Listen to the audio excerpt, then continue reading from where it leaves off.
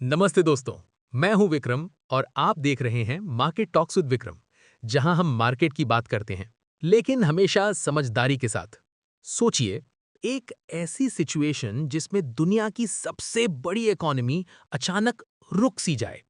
लाखों लोग बिना सैलरी के घर बैठे हों, एयरपोर्ट सिक्योरिटी स्लो हो जाए, social security paper work delay हो जाए और फेडरल एजेंसीज का काम आधा रुक जाए। जी हाँ दोस्तों, ऐसा कुछ अभी यूएस में हो चुका है। 6 साल बाद पहली बार।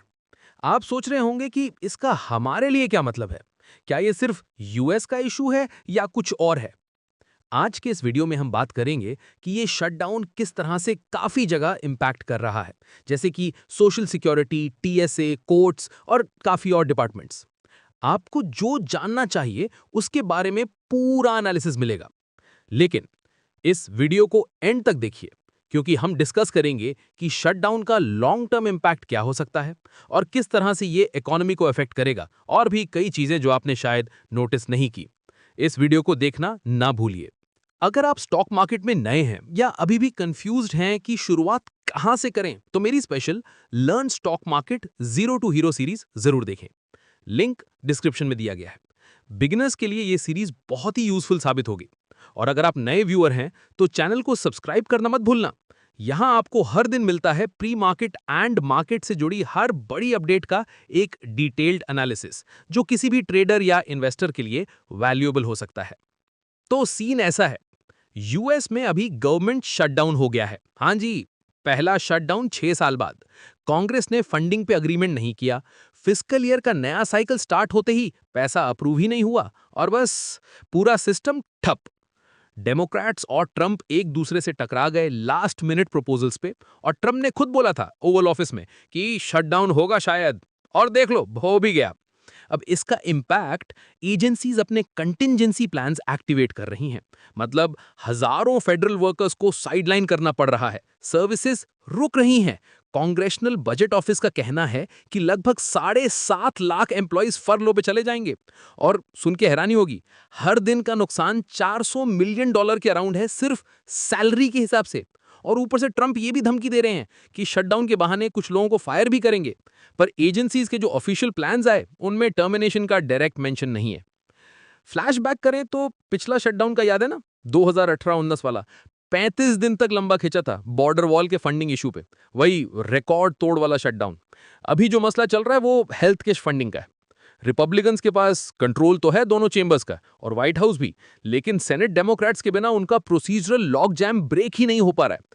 और हाँ, इफेक्ट हर जगह अलग अलग होगा।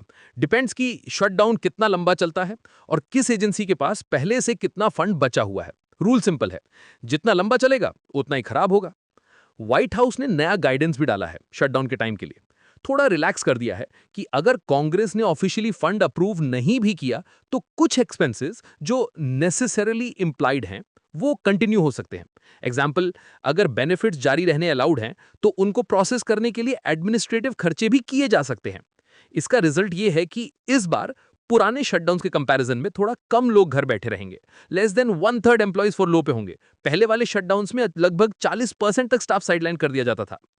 अब बात करें इम्पैक्ट की, तो टीएसए पे प्रेशर पड़ेगा क्योंकि स्टाफिंग शॉर्ट हो जाएगी। एयरपोर्ट सिक्योरिटी लाइंस और लंबी हो सकती हैं। सोशल सिक्योरिटी पेमेंट्स जारी रहेंगे पर एडमिनिस्ट्रेशन स्लो हो जाएगा। मतलब नए एप्लीकेशंस या कुछ पेपर वर्क डिले हो जाएगा।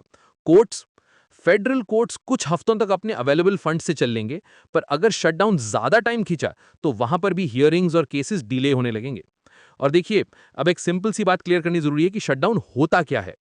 बेसिकली कांग्रेस जब अपने एनुअल स्पेंडिंग बिल्स पास करने में फेल हो जाता है ना, तब प्रॉब्लम स्टार्ट होती है।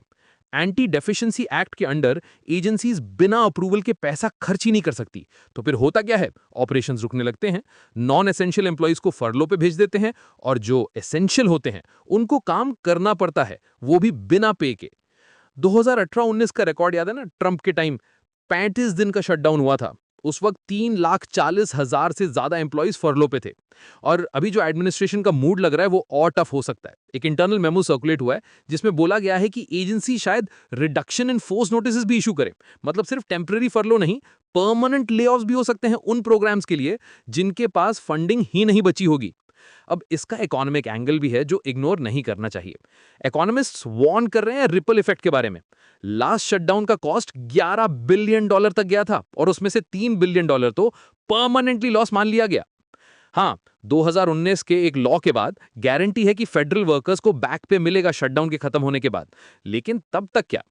पेचेक्स मिस होने का मतलब है हाउस होल्ड पे डायरेक्ट प्रेशर, ईएमआईज, बिल्स सब पेंडिंग हो जाते हैं। गोल्डमैन सैक्स ने तो एक और कैलकुलेशन दी है कि अगर शटडाउन ज्यादा लंबा चलता है तो हर वीक इकोनॉमिक ग्रोथ 0.15 से 0.2 परसेंटेज पॉइंट्स तक रिड्यूस हो सकती है।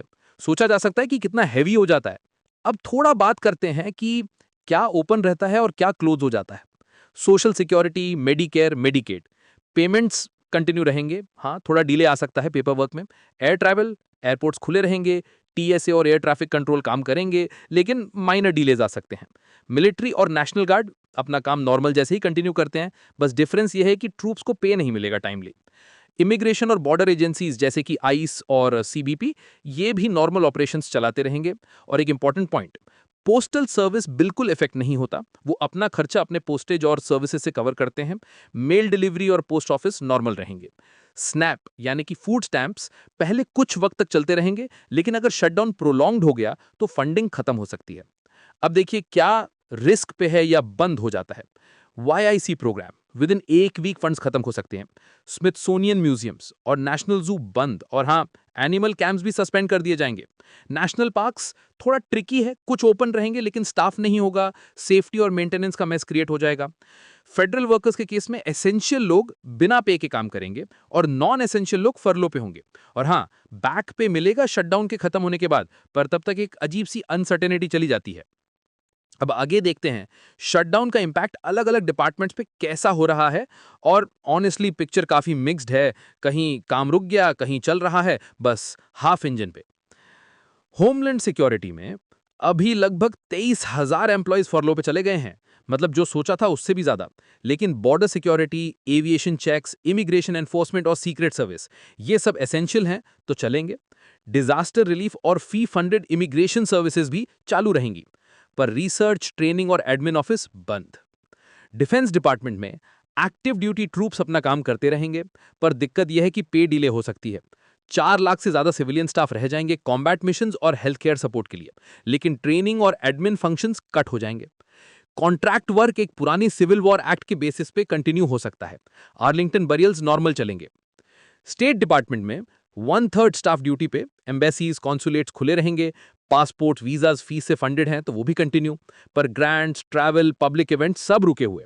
सोशल मीडिया अपडेट सिर्फ अर्जेंट सेफ्टी मैसेजेस तक लिमिटेड। ट्रांसपोर्टेशन में शुरुआत में तो एयर ट्रैवल नॉर्मल लगेगा, एयर ट्रैफिक कंट्रोल और सेफ्टी काम करते रहेंगे, लेकिन अगर पेचेक्स मिस हुए ना तो पिछले शटडाउन जैसे सिक लीव्स और स्टाफिंग इश्यूज आ सकते हैं। ग्रांट्स और रिसर्च हॉल्ट। सोशल सिक्योरिटी के मंथली पेमेंट सेफ हैं, रिटायरमेंट, डिसेबिलिटी, एसएसआई सब आएंगे, एप्लीकेशंस और अपील्स भी चलेंगे, लेकिन नॉन क्रिटिकल चीजें जैसे कि benefit verification, third party queries ये पॉज। वेटरन्स अफेयर्स काफी सेफ है, 97% स्टाफ फंडेड है पहले से। हॉस्पिटल्स, क्राइसिस लाइन, पेंशन सब कंटिन्यू, बस 15,000 रिसर्च और admin roles cut. Justice department में 90% स्टाफ ड्यूटी पे, मतलब prosecutions, investigations full speed, civil litigations delay होंगे, एफबीआई प्रेजेंस काम करते रहेंगे, लेकिन डीईए और एटीएफ में फरलोज हो रहे हैं, 2,000 plus staff effect. IRS untouched है, इन्फ्लेशन रिडक्शन एक्ट से फंड है 2021 तक, तो टैक्स कलेक्शन, एनफोर्समेंट और customer service normal. Commerce department tariff investigations चलती रहेंगी, semiconductors, minerals, aircraft, renewable energy सब कंटिन्यू। सेंसस और बीईए डेटा रिपोर्ट्स बंद हो जाएंगी, GDP, inflation, trade flow updates नहीं आएंगे। एनडब्ल्यूएस वेदर फोरकास्ट चलते रहेंगे, पर एनओए के शिप्स और लैब्स ग्राउंडेड। लेबर डिपार्टमेंट सबसे बड़ा hit, bureau of labour statistics shut, मतलब जॉब्स रिपोर्ट डीले। फेड और इन्वेस्टर्स के पास बेंचमार्क डेटा नहीं होगा, इंस्पेक्शंस चलेंगे but stats missing. Health and human services में 32,000 से ज्यादा staff फरलो, Medicare Medicaid case work बंद, एफडीए न्यू ड्रग अप्रूवल्स बंद, सीडीसी में सिर्फ 36% स्टाफ। आउटब्रेक्स और वैक्सीन चलते रहेंगे, पर पब्लिक गाइडेंस और सर्वेलेंस रुका हुआ, और ये सब रिकॉर्ड मीजल्स आउटब्रेक के बीच में। एजुकेशन डिपार्टमेंट लगभग बंद, 87% स्टाफ फॉरलो, सिर्फ student aid office working. Loans, disbursements और कलेक्शंस चलेंगे, पर office for civil rights investigations रुक जाएंगी। यूनिवर्सिटीज के सेंसिटिव प्रोब्स भी होल्ड। एग्रीकल्चर डिपार्टमेंट में फूड सेफ्टी इंस्पेक्शंस चलते रहेंगे। स्नैप और चाइल्ड न्यूट्रिशन थोड़ा कैरी ओवर फंड से मैनेज होगा, लेकिन farm loans, rural grant stuck. Forest service सिर्फ फायर फाइटिंग और प्रॉपर्टी प्रोटेक्ट करेगा, रिक्रिएशन सर्विस बंद। इंटीरियर में पार्क्स खुले रहेंगे विजिटर्स के लिए, फीस यूज करके बेसिक सर्विसेज चलेंगी, पर थाउजेंड्स फरलो। और इंटरेस्टिंगली ऑयल, गैस और कोल परमिट्स प्रोसेस होते रहेंगे। एनर्जी डिपार्टमेंट EIA का डेटा शेड्यूल पर, NRC लाइसेंसिंग और इंस्पेक्शंस हॉल्ट, पर न्यूक्लियर सिक्योरिटी और वेपन्स ऑपरेशंस कंटिन्यू। HUD में FHA और जिनीमैग का काम चल रहा है, ब्लॉक ग्रांट्स कंटिन्यू, पर फेयर हाउसिंग एनफोर्समेंट रुक गया। मंथली सब्सिडीज बस फंड्स होने तक। स्मॉल बिजनेस एडमिनिस्ट्रेशन में डिजास्टर लेंडिंग और PPP फॉरगिवनेस कंटिन्यू है, पर नए लोन्स और ट्रेनिंग प्रोग्राम्स हॉल्ट। नासा काफी हार्ड हिट, 80% स्टाफ फरलो। ISS और आर्टेमिस मून मिशन कंटिन्यू, पर आउटरीच और विजिटर प्रोग्राम्स बंद। EPA 90% staff फरलो। कुछ लोग सुपर फंड साइट्स और इमरजेंसी रिस्पांस मैनेज करेंगे, लेकिन परमिट्स, ग्रांट्स, एनफोर्समेंट सब रुक गया।